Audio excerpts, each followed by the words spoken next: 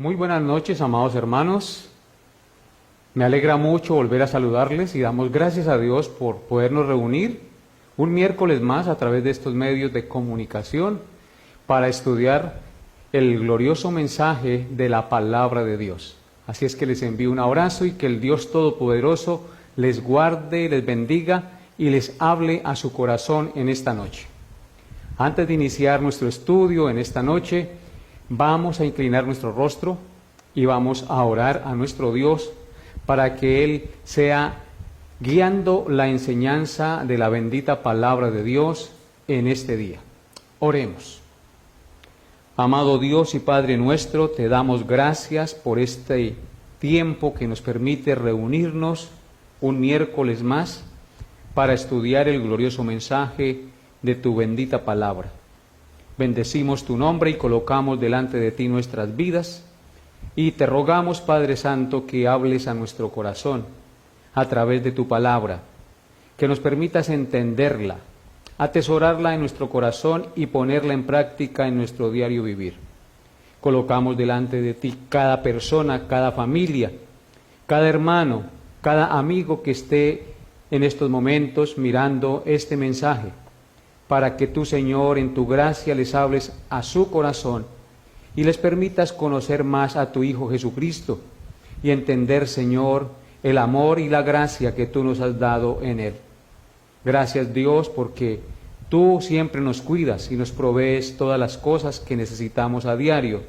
Nos das los alimentos, nos das el techo, nos das la vida, la salud, los hijos, la familia, por lo cual te bendecimos y te alabamos en esta hora de la noche, dándote gracias por ser tan bueno y tan misericordioso con cada uno de nosotros. Gracias, bendito Dios, ayúdame y dame tus palabras para que lo que yo enseñe y diga sea conforme a tu voluntad, y todos los que escuchen el mensaje en el día de hoy sean grandemente edificados y puedan llegar al conocimiento de tu verdad. Bendito seas tú por escuchar esta oración, que la hacemos en el nombre de tu Hijo, nuestro Señor Jesucristo. Amén y amén. Seguimos adelante con nuestro estudio expositivo de la primera carta del apóstol Pablo a los Corintios. Estamos estudiando el capítulo 4 de esta preciosa carta. Hoy meditaremos en los versículos 6 y 7 de este capítulo. El miércoles pasado vimos los versículos 3 hasta el 5 y hoy consideraremos los versículos 6 y 7. Por tanto, vamos a leer la palabra de Dios. Le invito a que usted allá en su casa tome una Biblia y lea conmigo la palabra de Dios en Primera de Corintios, capítulo 4, versículos 6 y 7. Dice así la palabra de Dios: pero esto, hermanos, lo he presentado como ejemplo en mí y en Apolos, por amor de vosotros, para que en nosotros aprendáis a no pensar más de lo que está escrito, no sea que por causa de uno os envanezcáis unos contra otros. Porque ¿quién te distingue? ¿O qué tienes que no hayas recibido? Y si lo recibiste, ¿por qué te glorías como si no lo hubieras recibido? Amén. Estos pues serán los dos versículos en los cuales vamos a meditar en esta noche. Así es que les animo a que dispongan su corazón y meditemos en la palabra de Dios en este día. Primera de Corintios, capítulo 4, versículos 6 al 7. Vamos a empezar meditando en el verso 6.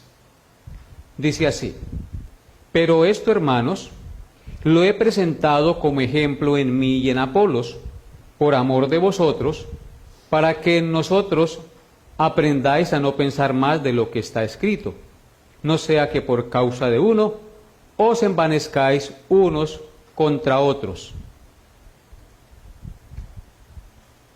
El apóstol Pablo enseña en este pasaje que él ha presentado a los hermanos de la iglesia de los Corintios en todo lo anterior ejemplos claros en él y en Apolos para que no los vieran como líderes superhombres a los cuales seguir, porque ellos en realidad no eran superhombres. Pablo les había explicado claramente a través de 3 metáforas lo que ellos eran como ministros de Dios en realidad. Pablo había explicado claramente a través de 3 metáforas que ellos eran como ministros simplemente hombres o colaboradores de Dios. A través de la imagen de la agricultura, él les había explicado que él y Apolos simplemente eran como agricultores. Uno sembraba la semilla de la palabra de Dios y el otro la regaba, pero Dios es el que da el crecimiento. Por eso en 1 Corintios 3, 6 al 7 Pablo dijo: yo planté, Apolos regó, pero el crecimiento lo ha dado Dios. Así que ni el que planta es algo, ni el que riega, sino Dios que da el crecimiento. Eso lo hizo a través de la metáfora de la agricultura para enseñarles que ellos simplemente sembraban la semilla y el otro la regaba, pero el crecimiento lo da solamente Dios. A través de la metáfora del constructor, les enseñó que él con Apolo simplemente son edificadores o albañiles que ponen el fundamento o la base del edificio, es decir, que les indican a los creyentes a confiar en el único fundamento para ser salvos, es decir, en Cristo. Y de ahí en adelante ellos tienen que edificar sobre este fundamento. Así es que con la metáfora del albañil, ellos simplemente les enseñaban a ellos que ponían el fundamento de la palabra de Dios para que creyeran en Cristo, para que ellos edificaran. Y solamente podían edificar sobre aquel fundamento estable que es Jesucristo. Por tal razón, ellos no tenían nada de qué gloriarse. Y por último, a través de la metáfora de la mayordomía o del mayordomo, les enseñó que él con Apolos simplemente son mayordomos o administradores de los misterios del Evangelio. Ellos les enseñaron a los hermanos de la iglesia de los Corintios que ellos no son dueños de nada, que a ellos solo se les compete ser fieles dispensadores de el alimento espiritual que habían recibido de Dios para comunicarlo a la iglesia. Porque un mayordomo no es dueño de nada. Todo pertenece a su Señor y a Él deben rendir cuentas de todo como mayordomos. Por eso debían ser mayordomos fieles. Por eso recuerden lo que estudiamos la vez pasada. Téngannos los hombres como fieles administradores de Dios y de los misterios de Dios. Entonces, después de esas 3 metáforas a las cuales hace mención Pablo cuando dice en el verso 6, por esto, hermanos, lo he presentado como ejemplo en mí y en Apolos.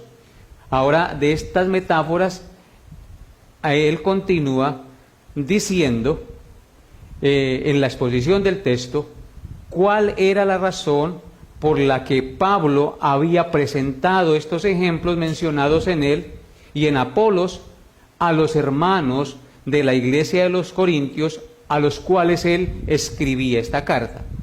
Leamos nuevamente el versículo 6 para poder comprender lo que les estoy diciendo.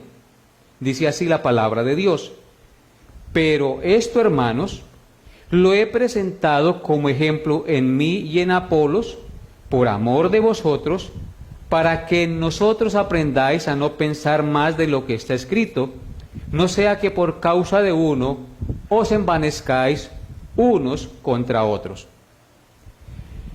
El texto nos dice claramente que Pablo lo hizo por 3 razones, es decir, presentó todo lo anterior, todas las metáforas del agricultor, del albañil y del mayordomo, para enseñarles 3 cosas fundamentales según nos enseña el verso que estamos estudiando. Dice Pablo que lo había hecho en primer lugar por amor a ellos. En segundo lugar nos dice que lo había hecho para que aprendieran a no pensar más allá de lo que está escrito. Y en tercer lugar lo había hecho para que no se volvieran orgullosos unos contra otros. Noten nuevamente lo que dice el texto. Pero esto, hermanos, lo he presentado como ejemplo en mí y en Apolos por amor de vosotros. La primera razón, por amor de ellos lo habían hecho. La segunda razón, para que nosotros aprendáis a no pensar más allá de lo que está escrito. Para que aprendieran a no pensar más allá de lo que está escrito. Y la tercera razón, no sea que por causa de uno os envanezcáis unos contra otros. Entonces, ¿cuál es la tercera razón? Para que no se envanecieran los unos para con los otros. Miremos cada una de estas tres cosas en particular. En primer lugar, Pablo lo había hecho por amor. ¿Por qué lo había hecho por amor? Porque como cristianos estamos llamados a mostrar amor por nuestros hermanos. En este caso, el amor se manifiesta en corrección. Ellos tuvieron que ser corregidos por Pablo porque estaban siendo hombres que idolatraban hombres o que seguían a hombres y no a Cristo. Esto estaba dividiendo la iglesia porque se estaban formando partidismos dentro de la iglesia. Y por tal razón Pablo, en amor, corrige su carnalidad y su inmadurez espiritual, diciéndoles en 1 Corintios 3, 1 al 4 lo siguiente. Ustedes recordarán que ya pasamos por ahí. ¿Cómo corrige su carnalidad? Dice en 1 Corintios 3, 1 al 4. De manera que yo, hermanos, no puedo hablaros como a espirituales, sino como a carnales, como a niños en Cristo. Os di a beber leche y no vianda, porque aún no erais capaces ni sois capaces todavía, porque aún sois carnales, pues habiendo entre vosotros celos, contiendas y disensiones, ¿no sois carnales y andáis como hombres? Porque diciendo el uno, yo ciertamente soy de Pablo, y el otro, yo soy de Apolos, ¿no sois carnales? Así es que Pablo, en primer lugar, había corregido a estos hermanos por su carnalidad, y lo había hecho por amor, porque no hay mayor amor para una persona que corregir su pecado y mostrarle el error. Así es que por esta razón los había tratado de carnales y de inmaduros, para que aprendieran a no seguir a hombres, sino a seguir al Señor Jesucristo. Por eso, en este primer punto, tenemos algo muy importante que aprender, y es que la persona que nos ama nos muestra el pecado, nos corrige y nos exhorta a cambiar, aunque no nos guste. Esto es un principio divino que debe ser puesto en práctica en nuestras relaciones interpersonales entre padres e hijos, esposos, entre hermanos de la iglesia, es decir, también en el trabajo, en cualquier lugar donde nosotros nos encontremos entre amigos. Si realmente nosotros amamos a una persona, debemos mostrarle el error en amor, mostrarle que lo que está haciendo es incorrecto, es equivocado, porque no hay mayor amor para uno que le muestren a uno el pecado, el error, para que uno corrija y glorifique a Dios en lo que haga. Por eso noten que en las familias hay muchos problemas y muchas disensiones, porque cuando se le muestra el pecado, bien sea el esposo a la esposa o la esposa al esposo, no les gusta, porque no nos gusta que nos corrijan. Sin embargo, si nosotros somos humildes y entendemos que si nos dicen las cosas y nos muestran el pecado, el error, es para nuestro bien, entonces vamos a estar agradecidos con Dios. Y en lugar de ponernos bravos, de mal genio porque nos muestran el error, démosle gracias a Dios y bendigamos su nombre porque Dios nos está corrigiendo, nos está perfeccionando para que le honremos en las cosas que hagamos a diario. Noten lo que dice el Salmo 141, versículo 5 acerca de esta verdad. Salmo 141, versículo 5. Dice así: que el justo me castigue será un favor, y que me reprenda será un excelente bálsamo, que no me herirá la cabeza. Pero mi oración es continuamente contra las maldades de aquellos. Dice claramente el texto que acabamos de leer, dice que el justo me castigue será un favor. Es decir, que cuando alguien que es justo me reprende, me castiga, me muestra el error, trata de corregir mi maldad, entonces dice el salmista, eso es un favor, no es un mal lo que me están haciendo. Y luego dice que es un favor y que me reprenda será un excelente bálsamo que no me herirá la cabeza. Entonces, cuán importante es que nosotros entendamos este principio.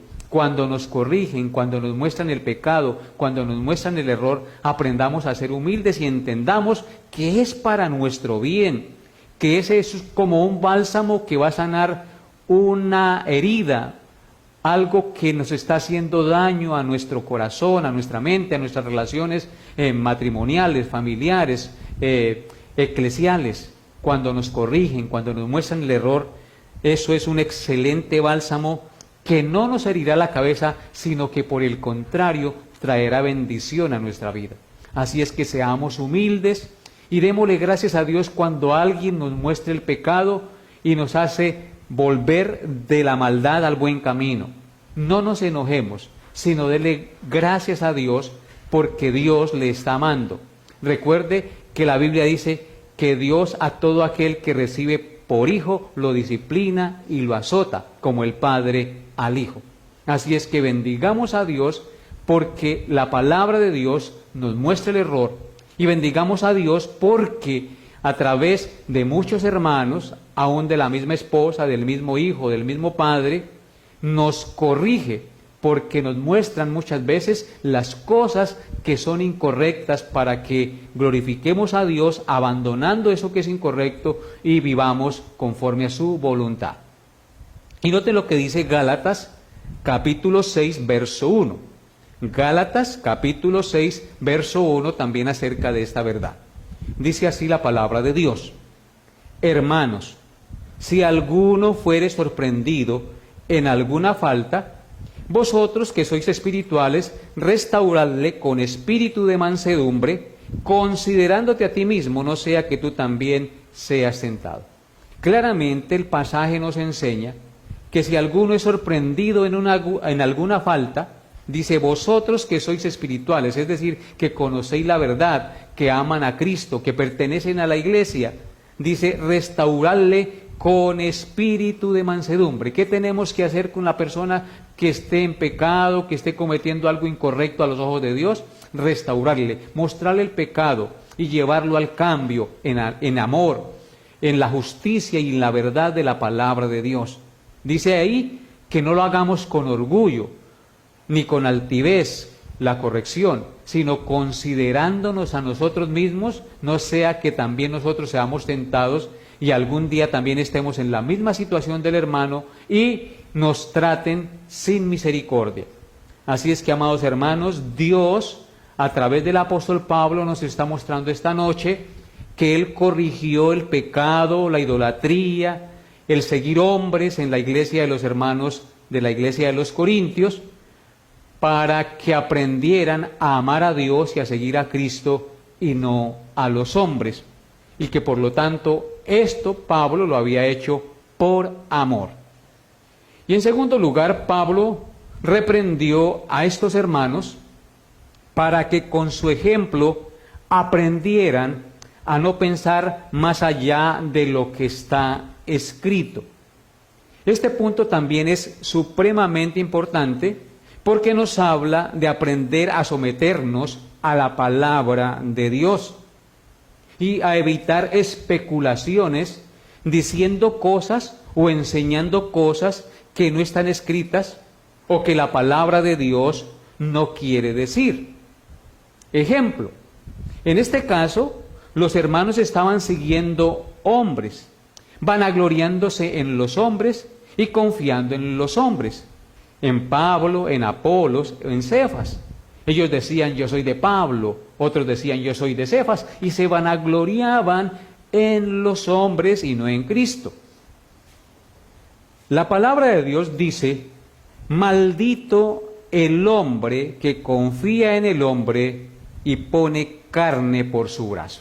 El texto nos dice que no debemos vanagloriarnos en los hombres porque la palabra de Dios dice claramente que maldito el hombre que confía en el hombre. Esto lo encontramos en Jeremías 17:5. Dice así la palabra de Dios en Jeremías 7:5. Así ha dicho Jehová, maldito el varón que confía en el hombre y pone carne por su brazo, y su corazón se aparta de Jehová. Claramente el texto sagrado nos muestra que no debemos poner la confianza en los hombres, y esto era lo que estaban haciendo los hermanos de la iglesia de Corintios, y Pablo los corrige para que aprendan a no pensar más allá de lo que está escrito. Tal vez ellos no habían comprendido esta verdad y Pablo entonces aquí los está corrigiendo para que dejen de confiar en los hombres y pongan la confianza únicamente en el Señor Jesucristo. Por eso el apóstol Pedro, el cual es Cefas aquí en el texto, nos enseñó en su primera carta, primera de Pedro 1, 24 al 25, lo siguiente. Primera de Pedro 1, 24 al 25. Acerca de los hombres. Noten lo que dice, porque toda carne es como hierba, y toda la gloria del hombre como flor de la hierba. La hierba se seca y la flor se cae, mas la palabra del Señor permanece para siempre. Y esta es la palabra que por el Evangelio os ha sido anunciada. Claramente el texto nos muestra aquí la razón por la cual no debemos confiar en los hombres, porque nos dice que toda carne es como hierba, es decir, todo hombre es como hierba, es decir, pasajera. La hierba es pasajera y los hombres también somos pasajeros. Y toda la gloria del hombre como la flor de la hierba. La flor de la hierba solo dura un día o 2 días, se seca, se cae, no perdura. En cambio, si nosotros confiamos en lo que dice la palabra de Dios, entonces nuestra vida será grandemente edificada y perdurará lo que hacemos. Porque al confiar en la palabra de Dios, realmente estamos confiando en el que creó los cielos y la tierra, en el Dios todopoderoso y eterno. Por esta razón, entonces, usted y yo solo debemos confiar y aprender de lo que está escrito en su palabra, para no pensar más allá de lo que está escrito, sino solamente guiarnos por la palabra de Dios. Entonces, lo que Dios quiere de nosotros, amados hermanos, es que tomemos por norma de fe y de conducta su santa palabra, porque solo ella puede guiarnos correctamente, solo su palabra puede enseñarnos y corregir nuestros pasos y corregir nuestros pecados para que vivamos para gloria de Dios nuestro Creador. Dios no quiere que vivamos de acuerdo a nuestras ideas, sino que vivamos de acuerdo a lo que Él ha dejado escrito en su libro sagrado. Y por eso, amados hermanos, ustedes y yo tenemos que leer diariamente la palabra de Dios y ponerla en práctica, vivir lo que leemos, porque la palabra de Dios es lámpara a nuestros pies, es lumbrera a nuestro camino. Ella es la que puede guiarnos correctamente para que vivamos para la gloria de nuestro Dios. Noten lo que dice el Salmo 119, versículos 1 al 3 acerca de esta verdad. Salmo 119, versículos 1 al 3. Dice así la palabra de Dios.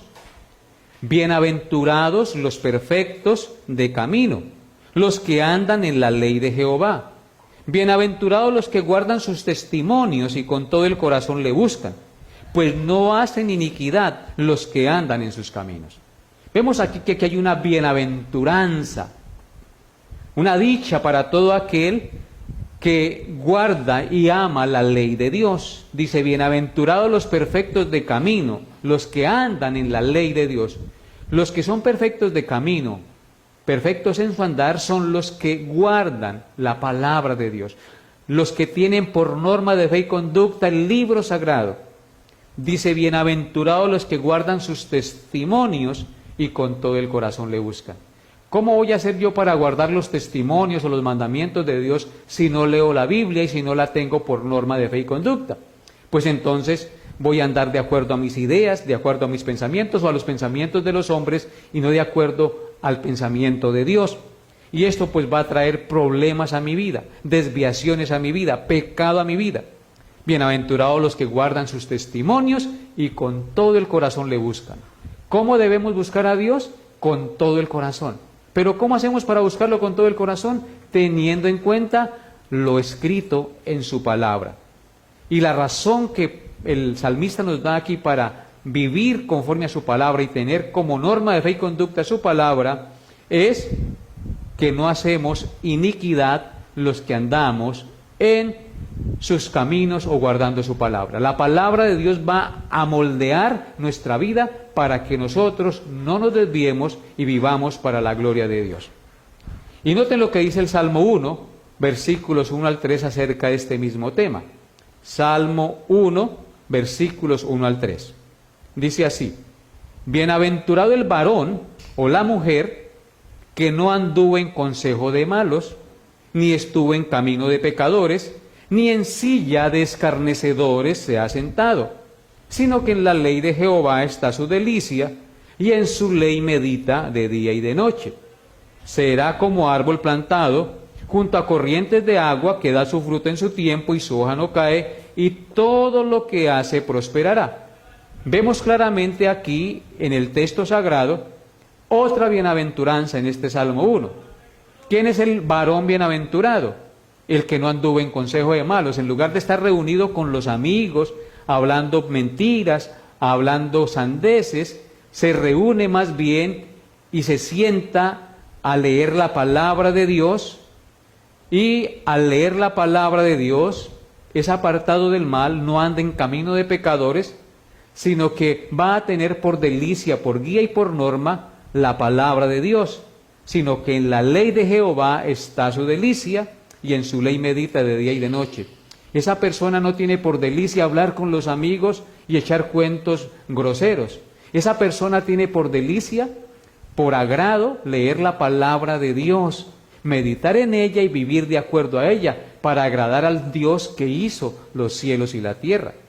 Y entonces, si esa persona hace eso, vive de acuerdo a la palabra de Dios y tiene por delicia la palabra de Dios, dice el texto que será como árbol plantado junto a corrientes de agua, que da su fruto a su tiempo, y su hoja no cae, y todo lo que haga prosperará. Es una gran promesa para nosotros. Por eso tenemos que leer la palabra de Dios y vivir de acuerdo a ella, para que nos vaya bien en esta vida, y todo lo que hagamos prospere y honre al Dios que nos creó. Si nosotros vivimos de acuerdo a nuestras ideas, o de acuerdo a las inclinaciones de nuestro corazón pecaminoso, no honraremos a Dios. Tenemos que tener por norma de fe y conducta la palabra de Dios. Noten lo que dice Juan, capítulo 14, verso 23, acerca de esta verdad. Juan 14, 23. Respondió Jesús y dijo, el que me ama, mi palabra guardará, y mi Padre le amará, y vendremos a él, y haremos morada con él. ¿Qué pasaje tan hermoso este? Cristo dice que el que le ama, su palabra guardará. ¿Cómo mostramos que amamos a Dios? Cuando guardamos su palabra, cuando vivimos de acuerdo a su palabra. Si yo digo que amo a Dios, pero ignoro sus mandamientos, ignoro su palabra, entonces no puedo decir que le amo. Porque todo el que ama al Señor Jesús, guarda su palabra. Y luego hay una promesa muy importante, dice, y mi Padre le amará, y vendremos a él, y haremos morada con él. ¿No les parece muy interesante y glorioso esto? Que si yo amo a Cristo y guardo su palabra, Él me promete que el Padre vendrá y hará morada con Él en nosotros. Y eso es muy importante, que el Padre y el Hijo, nuestro Señor Jesucristo, habite y more en nosotros. Eso es maravilloso. Y si el Padre y el Hijo habitan en nosotros, entonces viviremos para su gloria y no pecaremos contra Dios, sino que honraremos su nombre en todas las cosas que hagamos en nuestro diario vivir. Los niños van a honrar a sus padres, los van a respetar, y entonces todo lo que hagan será agradable a Dios porque tienen en cuenta la palabra de Dios. Y lo mismo los adultos y el esposo y la esposa van a honrar a Dios porque tienen en cuenta el mandamiento de Dios. Y al tener en cuenta el mandamiento de Dios es porque el Padre y el Hijo han venido a morar en ellos. Vuelvo a leer el texto para que ustedes lo recuerden. Juan 14:23. Respondió Jesús y le dijo: el que me ama, mi palabra guardará, y mi Padre le amará, y vendremos a él, y haremos morada con él. Bendito y alabado sea Dios que tenemos esa promesa, que si guardamos sus mandamientos, Él va a estar a nuestro lado, nos va a acompañar, y todo lo que hagamos va a ser prosperado. ¿Por qué? Porque andamos de acuerdo al Dios que hizo los cielos y la tierra, al Dios que nos da la vida y nos creó. Y la tercera razón por la cual Pablo lo reprendió y que nos muestra el versículo 6 es para que no se envanecieran o no se volvieran orgullosos los unos para con los otros, creyéndose mejor que los otros, bien sea por tener un mayor conocimiento intelectual o por tener una mejor posición social o porque se pavoneaban por seguir hombres o líderes humanos en particular. Así es que noten lo que dice el versículo 6 nuevamente. Pero esto, hermanos, lo he presentado como ejemplo en mí y en Apolos, por amor de vosotros, para que nosotros aprendáis a no pensar más de lo que está escrito. No sea que por causa de uno os envanezcáis o se enorgullezcan unos contra otros. Amén. Hermanos, una cosa es cierta: cuando no nos guiamos por la palabra de Dios, resultamos llenándonos de orgullo y de altivez los unos para con los otros. Es decir, resultamos en disputas y en el enaltecimiento. Ese enaltecimiento que nos orgullece y que nos ensalza sobre los demás, que no trae ningún provecho, sino divisiones y contiendas entre hermanos, entre el esposo y la esposa, entre padres e hijos, etc. ¿Por qué? Por el orgullo. Porque cuando no nos guiamos por la palabra de Dios, entonces nos llenamos de orgullo, de altivez, de arrogancia. Y esto debe cambiar. Por el contrario, si la palabra de Dios guía nuestras vidas, en nosotros habrá humildad, habrá arrepentimiento, reconoceremos nuestros errores y nos apartaremos de ellos, y habrá unidad en la familia. En otras palabras, se manifestará el fruto del Espíritu Santo en nuestra vida para gloria de Dios. Y esto es muy importante, amados hermanos. Tenemos nosotros que aprender a ser humildes, y las correcciones de la palabra de Dios o de nuestros hermanos en Cristo que con amor lo hagan, entonces nos van a llevar a no envanecernos o a enorgullecernos los unos para con los otros. Tenemos que mostrar la humildad y el amor que Cristo tuvo para con nosotros, que aun siendo pecadores, Él vino del cielo a la tierra y habitó entre nosotros y estuvo dispuesto aún a dar su vida para perdonarnos de nuestros pecados. Noten lo que dice Efesios 4, 22 al 24 acerca de este tema. Efesios 4, 22 al 24. Dice así la palabra de Dios: en cuanto a la pasada manera de vivir, despojaos del viejo hombre que está viciado conforme a los deseos engañosos, y renovaos en el espíritu de vuestra mente, y vestíos del nuevo hombre creado según Dios, en la justicia y santidad de la verdad. Amén. El texto que acabamos de leer es muy claro.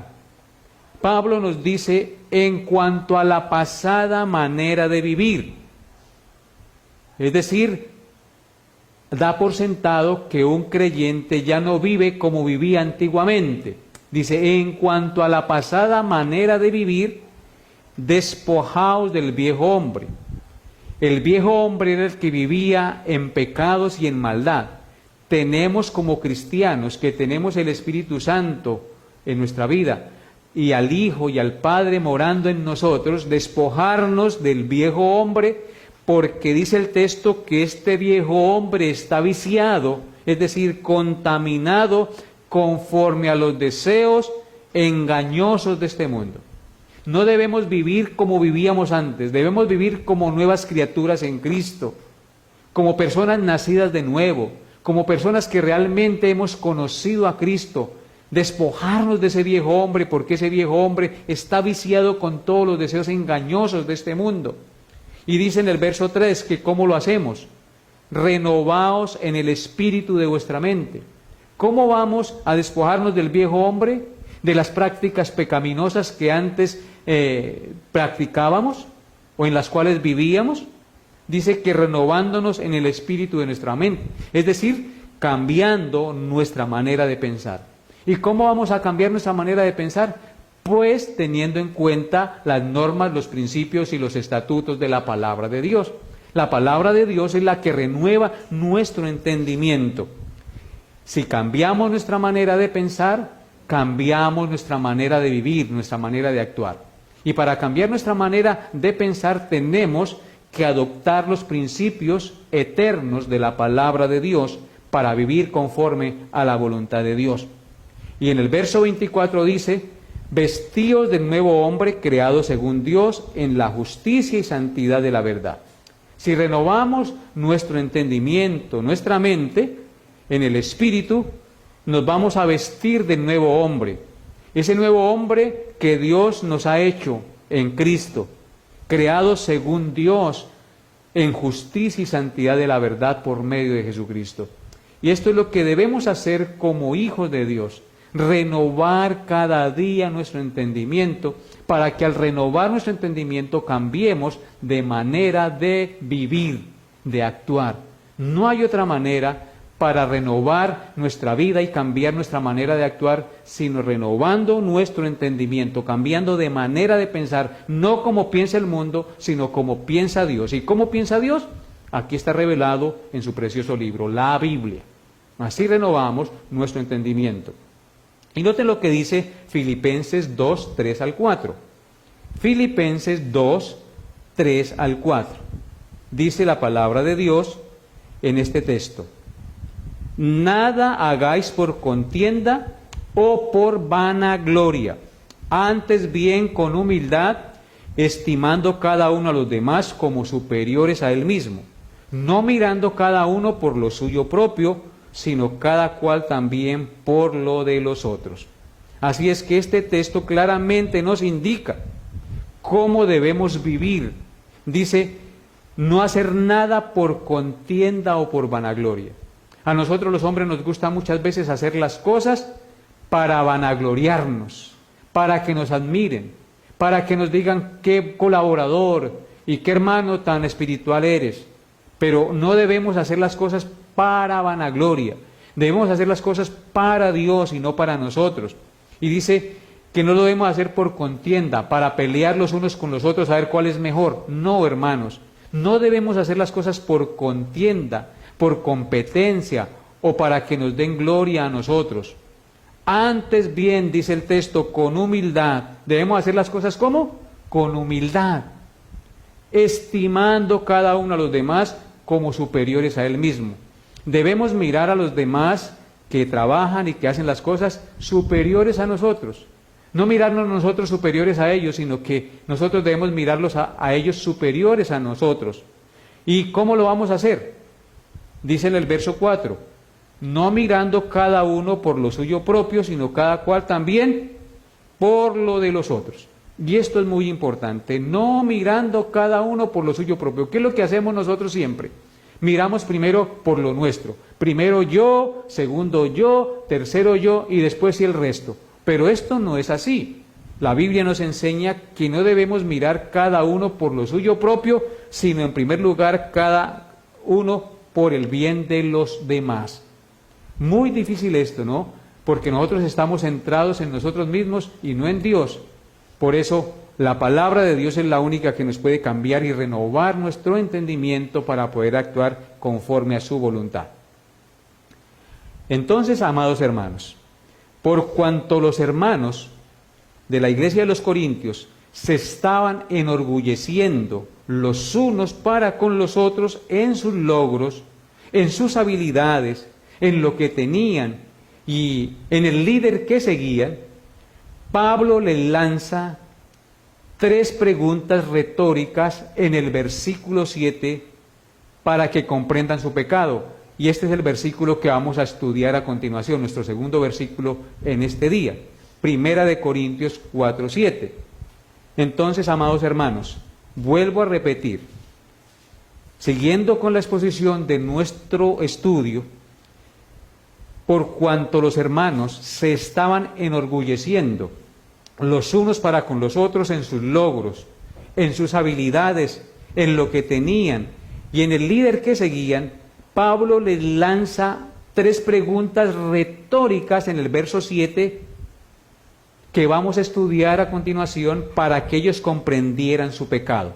Noten lo que dice el verso 7 de Primera de Corintios, capítulo 4, verso 7. Dice así: porque ¿quién te distingue?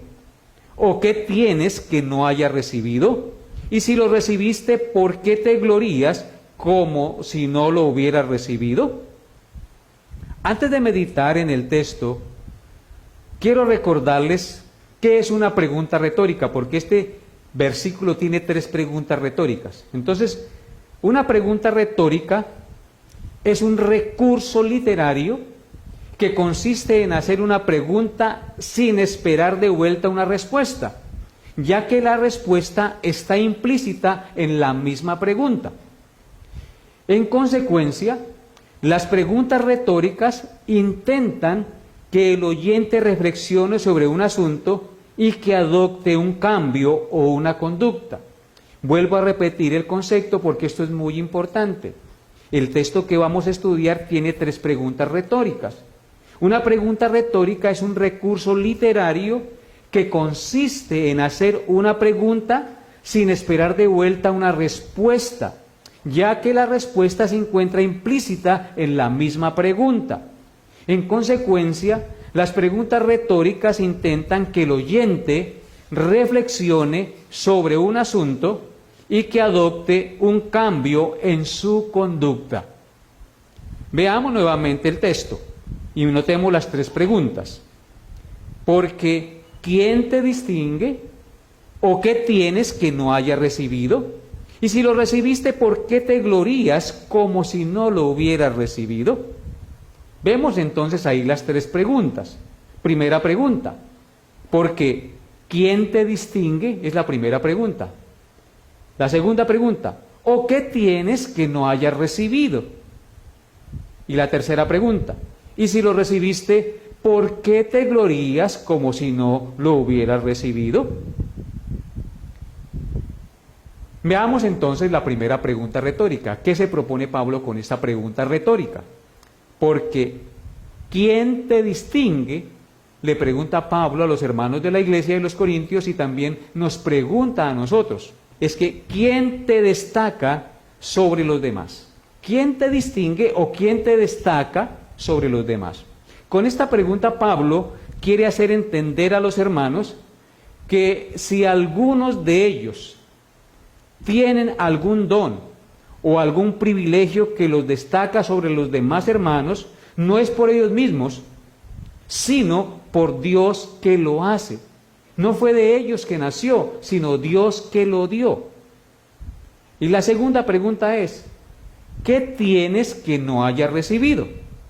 Con esta pregunta Pablo quiere hacerles ver que todo lo que tienen, ya sea un don, ya sea un talento, un bien material o un privilegio social, lo han recibido de Dios y no de ellos mismos, porque el hombre no puede producir nada en sí mismo, a menos que Dios se lo conceda, porque el hombre no es autosuficiente. Así es que con esta pregunta, ¿qué tienes que no hayas recibido? Dios quiere mostrarles que ellos no producen las cosas, sino Dios, y que todo lo que hemos tenido o hemos recibido, lo hemos obtenido de Dios. Y la tercera pregunta es, ¿y si lo recibiste, por qué te glorías como si no lo hubieras recibido? Con esta pregunta tercera, Pablo quiere hacerles ver su pecado, porque les acusa de que ellos se están vanagloriando, es decir, que se están autoexaltando a ellos mismos antes que a Dios, que se están autoexaltando ante los demás y no le están dando la gloria a Dios que les da todas las cosas. Se les está olvidando a ellos, y a nosotros también a veces nos pasa lo mismo, que todo lo que nos distingue de otros y absolutamente todo lo que tenemos y lo hemos obtenido no ha sido por nuestra propia fuerza, sino ha provenido de Dios. En otras palabras, Pablo nos está enseñando a todos en general que el hombre no tiene absolutamente nada de qué gloriarse, que toda la gloria le corresponde a Dios y no al hombre. Por eso debemos cambiar nuestra manera de pensar, porque ¿quién te distingue? ¿Y qué tienes que no hayas recibido? Y si lo recibiste, ¿por qué te glorías como si no lo hubieras recibido? Esta es una verdad absoluta. La gloria y la honra solo le pertenecen a Dios. Veamos lo que dice las Sagradas Escrituras, por decir algo, en Santiago capítulo 1, verso 17. En Santiago 1, verso 17 dice, toda buena dádiva y todo don perfecto descienden de lo alto, del Padre de las luces, en el cual no hay mudanza ni sombra de variación. El texto dice claramente que toda buena dádiva y todo don perfecto desciende de Dios. Por lo tanto, el hombre no tiene nada de qué gloriarse. En Proverbios 2, versículo 6, dice lo siguiente. Proverbios 2, verso 6. Porque Jehová da la sabiduría, y de su boca viene el conocimiento y la inteligencia. El texto nos dice claramente que Jehová es el que da la sabiduría, y de su boca viene el conocimiento y la inteligencia. Así es que si uno es sabio y tiene inteligencia, es porque Dios se la ha dado. Por lo tanto, ¿para quién es la gloria, amados hermanos? Para Dios y no para nosotros. Pero el mundo, ¿qué es lo que hace? Se gloría y se vanagloria en ellos mismos. Hay un pasaje muy hermoso en el Antiguo Testamento que nos habla de esta verdad. Y está en Primera de Crónicas, capítulo 29, versículos 11 al 16. Primer libro de las Crónicas, capítulo 29, 11 al 16. Dice así la palabra de Dios. Tuya es, oh Jehová, la magnificencia y el poder, la gloria, la victoria y el honor, porque todas las cosas que están en los cielos y en la tierra son tuyas. Tuyo, oh Jehová, es el reino, y tú eres excelso sobre todos. Las riquezas y la gloria proceden de ti, y tú dominas sobre todo. En tu mano está la fuerza y el poder, y en tu mano el hacer grande y el dar poder a todos. Ahora pues, Dios nuestro, nosotros alabamos y loamos tu glorioso nombre, porque ¿quién soy yo y quién es mi pueblo para que pudiésemos ofrecer voluntariamente cosas semejantes? Pues todo es tuyo, y de lo recibido de tu mano te damos, porque nosotros extranjeros y advenedizos somos delante de ti, como todos nuestros padres, y nuestros días sobre la tierra cual sombra que no dura. Oh Jehová Dios nuestro, toda esta abundancia que hemos preparado para edificar casa a tu santo nombre, de tu mano es, y todo es tuyo. El texto claramente nos muestra que todo es de Dios y todo proviene de Él, amados hermanos. Yo le invito a que usted lo lea con detenimiento allá en su casa, después de cuando tenga tiempo después del servicio. El verso 11 dice: tuya es, oh Jehová, la magnificencia, el poder, la gloria, la victoria y el honor, porque todas las cosas son tuyas, las que están en los cielos y las que están en la tierra. Tuyo es, oh Jehová, el reino, y tú eres excelso sobre todo. Todo es de Dios, y todo don perfecto y toda buena dádiva descienden de Dios. Las riquezas, la gloria proceden de Él. Él domina sobre todo. En su mano está la fuerza y el poder, y en su mano el hacer grande y el dar poder a todos. Así es que la gloria, la honra y el honor le pertenecen solo a nuestro Dios. Porque ¿quién te distingue? ¿Y qué has recibido? Y si lo recibiste, ¿por qué te glorías como si no lo hubieras recibido? Es muy importante que meditemos en esto, porque la tendencia nuestra es a no reconocer que la gloria y la honra le pertenecen a Dios, sino tal vez a nosotros o a un hombre. Este entonces, amados hermanos, es un principio bíblico que es clave y que es columna vertebral que debe regir nuestras vidas diariamente como cristianos. Porque el mundo exalta los logros humanos y vive de la vanagloria de la vida, sin reconocer a Dios como el autor, dueño y señor, que nos da y provee todas las cosas. Esa es la filosofía del mundo: exaltar al hombre y exaltar sus logros y no reconocer a Dios como el dador de todas las cosas. Amados hermanos, todos debemos expresar a Dios nuestro agradecimiento y nuestro reconocimiento diario, no solamente con nuestra boca, sino desarrollando los talentos y desarrollando los privilegios y los bienes que Dios nos da para su gloria y beneficio de la iglesia y de su reino, pensando siempre en este principio regulador de nuestra vida. Nos mantendremos activos sirviendo a otros y evitando que nos hinchemos de orgullo y vanagloria, la cual Dios aborrece. Si el principio de dar gloria a Dios y reconocerlo a Él todos los días de nuestra vida y en todo lo que hagamos, pensando siempre en este principio regulador de nuestra vida, entonces nos mantendremos activos sirviendo a otros y evitando que nos hinchemos de orgullo y de vanagloria, la cual Dios aborrece. Porque en el Salmo 147, verso 6, dice: Jehová exalta a los humildes y humilla a los impíos hasta la tierra. ¿A quién exalta a Dios? A los humildes, a los que reconocen su insignificancia y le dan la gloria a Dios en todo y viven para Él en todo lo que hacen. Amados hermanos, debemos entonces reconocer que Dios tiene muchos servidores con diferentes dones, con diferentes talentos que Él mismo les ha dado. Todos estos dones son importantes y todas estas personas son importantes. Y todos tienen un papel que cumplir en el reino de Dios. No todos somos iguales. En todos los aspectos, no todos somos iguales. Unos son diferentes de otros. Unos hacen una cosa, otros hacen otra cosa.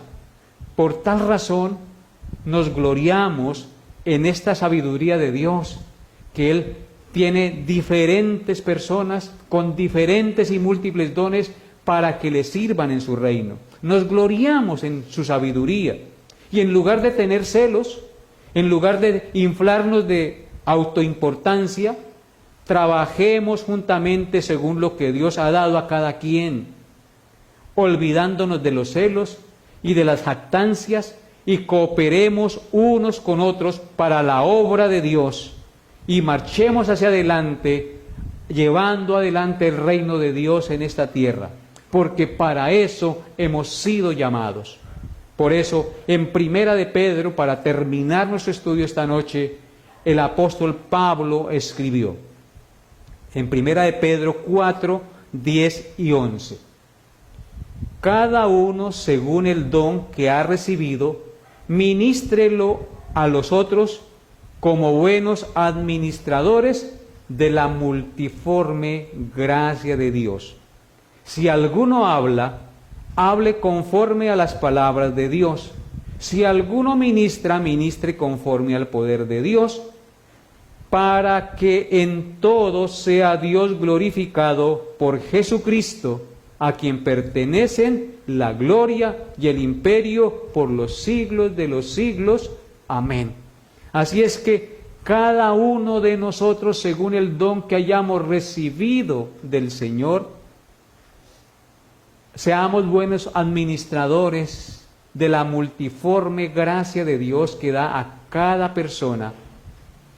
Por tal motivo, si hablamos o si hacemos cualquier cosa, debemos hacerlo todo conforme a la palabra de Dios y conforme al poder que Dios da, porque sólo así Dios será glorificado por medio de Jesucristo, a quien le pertenecen la gloria, la honra, el imperio y el honor. Así es que alabemos a nuestro buen Dios por enseñarnos estas cosas y por mostrarnos cada vez que la gloria no nos pertenece a nosotros, sino a nuestro buen Dios. No a nosotros, oh Jehová, sino a tu nombre dad gloria, por tu verdad y por tu misericordia. Porque ¿quién te distingue? ¿O qué tienes que no haya recibido? Y si lo recibiste, ¿por qué te glorías como si no lo hubieras recibido? Humíllate en la presencia de Dios y reconócele en todos tus caminos, porque sólo así honrarás a Dios y vivirás para la gloria de Él. Oremos. Amado Dios y Padre nuestro, gracias por lo que nos has enseñado esta noche. Enséñanos a ser humildes y a reconocer nuestros errores, a no ponernos bravos cuando nos muestran el pecado, sino a darte gracias, Señor, porque nos muestras el error y ello nos lleva al cambio para honrar tu nombre, Señor. Gracias, Señor, porque nos muestras hoy que la gloria solo te pertenece a ti, que nosotros no tenemos nada de qué gloriarnos, que todo lo hemos recibido de tu mano y por tal motivo debemos agradecerte de lo profundo de nuestro corazón cada día, reconociendo que si tenemos dones, que si tenemos talentos, que si tenemos conocimiento, es porque tú nos lo has dado. Por lo tanto, recibe la gloria, la honra y el honor en esta noche, Señor, y concédenos, Padre Santo, cada día reconocerte como el que nos da todo lo bueno, porque toda buena dádiva y todo don perfecto descienden del Padre de las luces, de ti, Señor, Creador de los cielos y la tierra. Gracias por tu amor, por tu bondad y por tu misericordia. Y gracias por enseñarnos hoy a ser humildes y a reconocer que la gloria, la honra y el honor solo te pertenecen a ti. Gracias por enseñarnos a no seguir hombres, sino a seguir el consejo y la dirección de tu bendita palabra. En Cristo Jesús, Señor nuestro. Amén y amén. Hasta aquí la enseñanza por el día de hoy, amados hermanos. Nos vemos, Dios mediante, el próximo miércoles. Dios les bendiga y los llene de su gracia.